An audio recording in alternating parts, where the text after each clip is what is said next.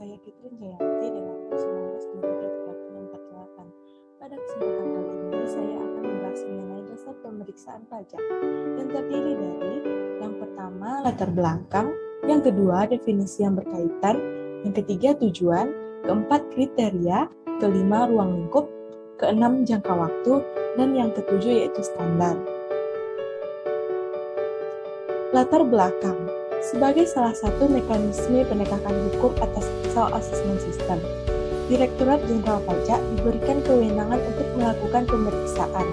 Hal ini diatur dalam pasal 29 ayat 1 Undang-Undang Ketentuan Umum dan Tata Cara Perpajakan atau Undang-Undang KUP yang menyatakan bahwa Direktorat Jenderal Pajak berwenang melakukan pemeriksaan untuk menguji kepatuhan pemenuhan kewajiban perpajakan dan untuk tujuan lain dalam rangka melaksanakan ketentuan peraturan perundang-undangan perpajakan. Dengan demikian, dapat disimpulkan bahwa pemeriksaan pajak merupakan sebuah mekanisme pengendalian atau kontrol dalam self-assessment system untuk memastikan, menjaga, agar wajib pajak bersedia menyampaikan SPT dengan benar, lengkap, dan jelas. Yang kedua, saya akan menjelaskan mengenai definisi yang berkaitan dengan pemeriksaan pajak. Yang pertama, pemeriksaan. Pemeriksaan adalah serangkaian kegiatan menghimpun dan mengelola data keterangan dan juga atau bukti yang dilakukan secara objektif dan profesional berdasarkan suatu standar pemeriksaan untuk menguji kepatuhan pemenuhan kewajiban perpajakan. Yang kedua, pemeriksaan lapangan adalah pemeriksaan yang dilakukan di tempat tinggal atau tempat kedudukan wajib pajak, tempat kegiatan usaha atau pekerjaan bebas wajib pajak, dan atau tempat lain yang dianggap perlu oleh pemeriksa pajak. Yang ketiga, pemeriksaan kantor. Pemeriksaan kantor adalah pemeriksaan yang dilakukan di kantor Direktorat Jenderal Pajak. Yang keempat, verifikasi.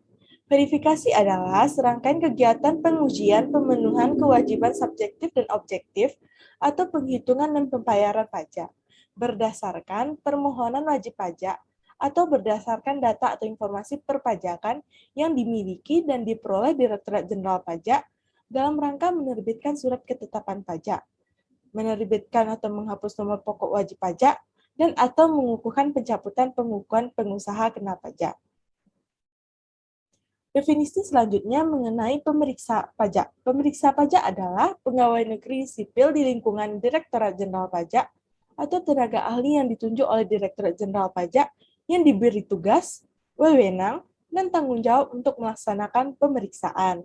Yang keenam, tanda pengenal pemeriksa pajak adalah tanda pengenal yang diterbitkan oleh Direktorat Jenderal Pajak yang merupakan bukti bahwa orang yang namanya tercantum pada kartu tanda pengenal tersebut sebagai pemeriksa pajak.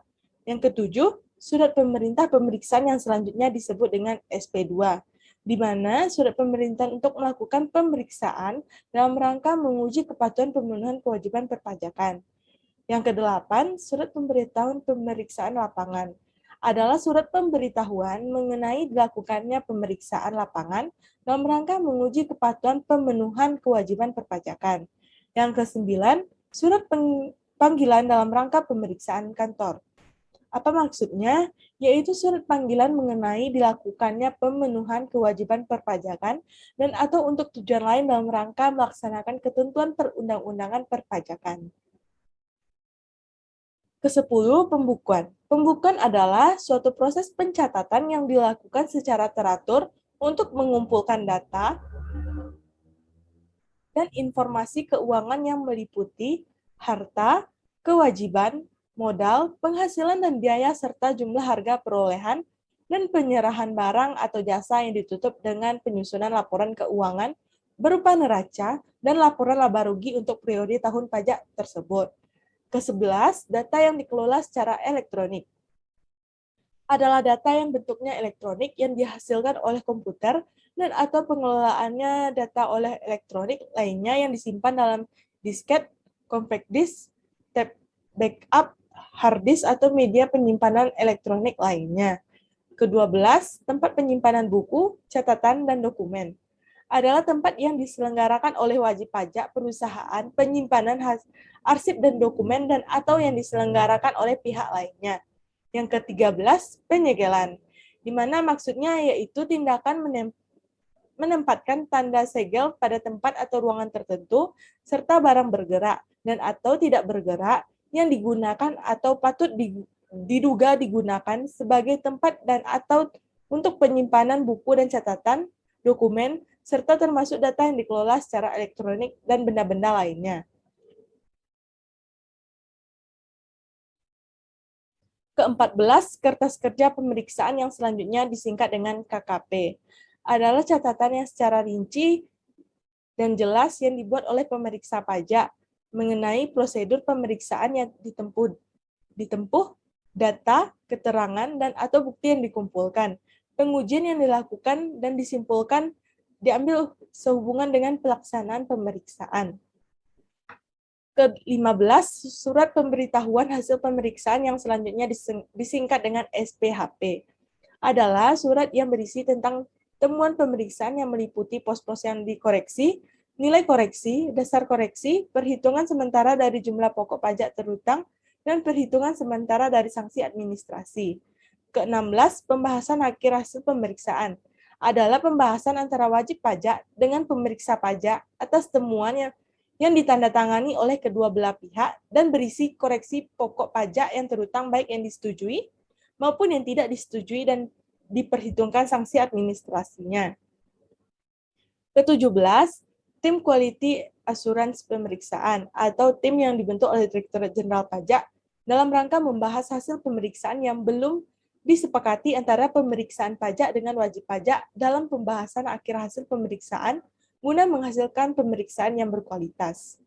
Ke-18, laporan hasil pemeriksaan yang selanjutnya disingkat dengan LHP adalah laporan yang berisi tentang pelaksanaan dan hasil pemeriksaan yang disusun oleh pemeriksa secara ringkas dan jelas serta sesuai dengan ruang lingkup dan tujuan pemeriksaan. Ke-19, laporan hasil pemeriksaan Sumer yang selanjutnya disebut dengan LHP Sumer adalah laporan tentang penghentian pemeriksaan tanpa adanya usulan penerbitan surat ketetapan pajak. Ke-20, pemeriksaan bukti permulaan adalah pemeriksaan yang dilakukan untuk mendapatkan bukti permulaan tentang adanya dugaan telah terjadinya tindak pidana di bidang perpajakan. Ke-21, pemeriksaan ulang adalah pemeriksaan yang dilakukan terhadap wajib pajak yang telah diterbitkan surat ketetapan pajak dari hasil pemeriksaan sebelum untuk jenis pajak dan masa pajak, bagian tahun pajak, ataupun tahun pajak yang sama. 22. Kuesioner pemeriksaan adalah formulir yang berisikan sejumlah pertanyaan dan penilaian oleh wajib pajak yang terkait dengan pelaksanaan pemeriksaan. Yang kedua, materinya mengenai tujuan dari pemeriksaan pajak. Sesuai dengan ketentuan pasal 29 ayat 1 Undang-Undang KUP dinyatakan bahwa pemeriksaan memiliki tujuan sebagai berikut. Yang pertama, menguji kepatuhan pemenuhan kewajiban perpajakan, dan yang kedua, tujuan lainnya. Kriteria dari pemeriksaan pajak itu sendiri. Yang pertama, pemeriksaan rutin adalah pemeriksaan yang dilakukan sehubungan dengan pemenuhan hak dan atau pelaksanaan kewajiban perpajakan wajib pajak. Adapun pemeriksaan rutinnya yaitu yang pertama, wajib pajak menyampaikan SPT tahunan PPh yang menyatakan lebih bayar atau restitusi, SPT tahunan PPh lebih bayar restitusi. Yang kedua, wajib pajak menyampaikan SPT masa PPN yang menyatakan lebih bayar restitusi atau SPT masa PPN lebih bayar restitusi. Yang ketiga, wajib pajak menyampaikan SPT tahunan PPh atau SPT masa PPN yang menyatakan lebih bayar yang tidak disertai dengan permohonan pengembalian kelebihan pembayaran pajak sebagaimana dimaksud dalam pasal 17 ayat 1 Undang-Undang KUP.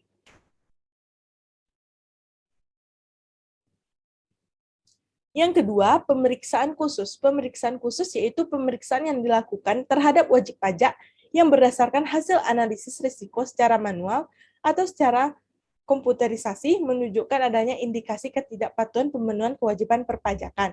Adapun ketentuan terkait dengan pemeriksaan khusus adalah yang pertama, pemeriksaan khusus merupakan pemeriksaan yang dilakukan terhadap wajib pajak berdasarkan analisis risiko. Yang kedua, terhadap wajib pajak yang tidak memenuhi kriteria pemeriksaan rutin dapat dilakukan pemeriksaan khusus.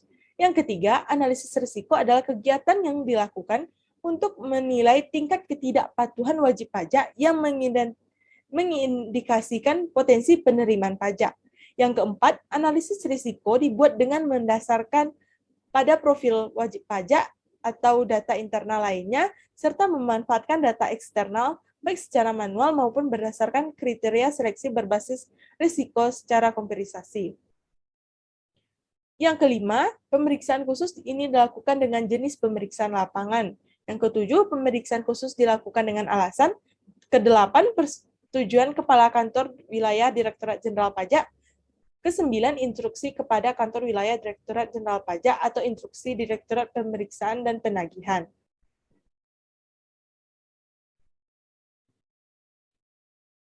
Yang ketiga, pemeriksaan untuk tujuan lain, yaitu dalam rangka melaksanakan ketentuan peraturan perundang-undangan perpajakan dilakukan dengan kriteria. Yang pertama, pemberian nomor pokok wajib pajak secara jabatan selain yang dilakukan berdasarkan verifikasi sebagaimana diatur dalam peraturan Menteri Keuangan yang mengatur mengenai tata cara verifikasi.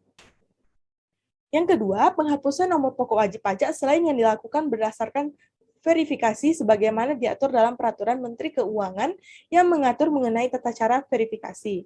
Yang ketiga, pengukuhan atau pencabutan pengukuhan pengusaha kena pajak selain yang dilakukan berdasarkan verifikasi sebagaimana diatur dalam peraturan Menteri Keuangan yang mengatur mengenai tata cara verifikasi. Yang keempat, wajib pajak mengajukan keberatan. Kelima, pengumpulan bahan guna penyusunan norma perhitungan penghasilan neto. Keenam, pencocokan data dan atau alat keterangan. Yang kedelapan, penentuan wajib pajak berlokasi di daerah terpencil. Kesembilan, pemeriksaan dalam rangka penagihan pajak. Kesepuluh, penentuan saat-saat produksi dimulai atau diperpanjang jangka waktu kompensasi kerugian sehubungan dengan pemberian fasilitas perpajakan. Yang terakhir yaitu memenuhi permintaan informasi dari negara mitra perjanjian penghindaran pajak berganda. Selanjutnya saya akan membahas mengenai ruang lingkup. Ruang lingkup pemeriksaan merupakan cakupan objek pemeriksaan yang meliputi jenis pajak dan periode pencatatan atau pembukuan yang dilakukan oleh wajib pajak itu sendiri. Yang kedua, ruang lingkup pemeriksaan berdasarkan cakupan jenis pajak meliputi satu jenis pajak, beberapa jenis pajak, serta seluruh jenis pajak. Adapun ruang lingkup pemeriksaan berdasarkan cakupan periode pencatatan atau pembukuan yang dilakukan oleh wajib pajak meliputi satu masa pajak, beberapa masa pajak, bagian tahun pajak baik dalam tahun-tahun lalu maupun tahun berjalan.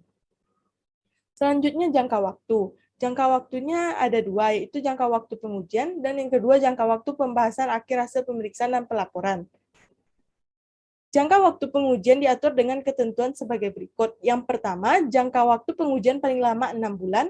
Yang kedua, jangka waktu dihitung sejak surat pemberitahuan pemeriksaan lapangan disampaikan kepada wajib pajak, wakil, kuasa, pegawai, atau anggota keluarga yang telah dewasa dari wajib pajak.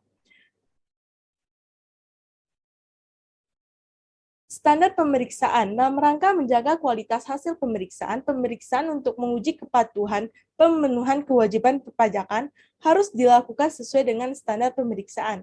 Standar pemeriksaan digunakan sebagai ukuran mutu pemeriksaan yang merupakan capaian minimum yang harus dicapai dalam melaksanakan pemeriksaan. Standar pemeriksaan yaitu standar umum pemeriksaan, standar pelaksanaan pemeriksaan, dan standar pelaporan hasil pemeriksaan.